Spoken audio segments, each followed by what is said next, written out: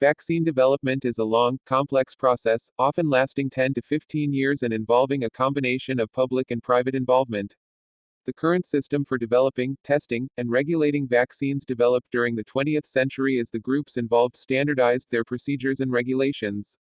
All vaccines work by convincing the body's immune system to mount a response to a foreign invader, whether it's a virus, bacterium, or parasite. Classic methods involve taking a whole virus, weakening or killing it, then injecting its remains into a person's body. That's how traditional vaccines were made for smallpox, measles, and the flu, says Ali Salem, a drug developer and professor at the University of Iowa's College of Pharmacy.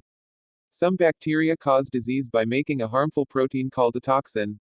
Several vaccines are made by taking toxins and inactivating them with a chemical. The toxin, once inactivated, is called a toxoid. By inactivating the toxin, it no longer causes disease. The diphtheria, tetanus, and pertussis vaccines are made this way. Another strategy to make a bacterial vaccine is to use part of the sugar coating, or polysaccharide, of the bacteria. Protection against infection by certain bacteria is based on immunity to this sugar coating, and not the whole bacteria. However, because young children don't make a very good immune response to the sugar coating alone, the coating is linked to a harmless protein. This is called a conjugated polysaccharide vaccine. The Haemophilus influenzae type B, or Hib, pneumococcal, and some meningococcal vaccines are made this way. 2 meningococcal vaccines, which prevent against one particular type of the bacterium, type B, not contained in the other meningococcal vaccines, are made using 2 or more proteins from the bacteria, not the bacterial polysaccharide. Just like for inactivated viral vaccines, bacterial vaccines can be given to people with weakened immune systems, but often require several doses to induce adequate immunity.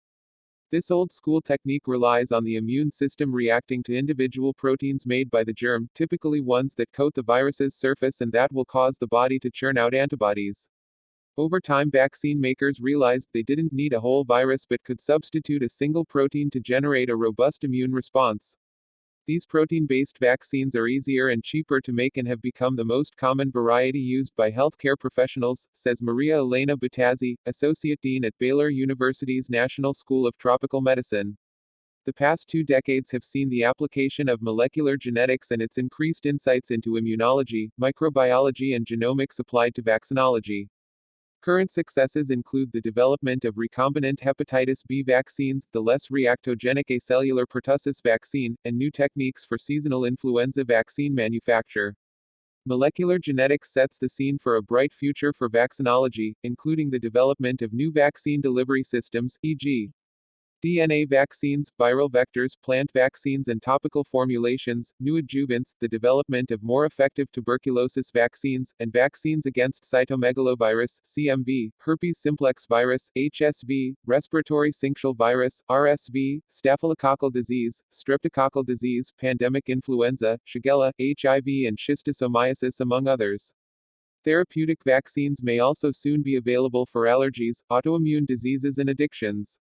Developing process. We must first develop an animal model.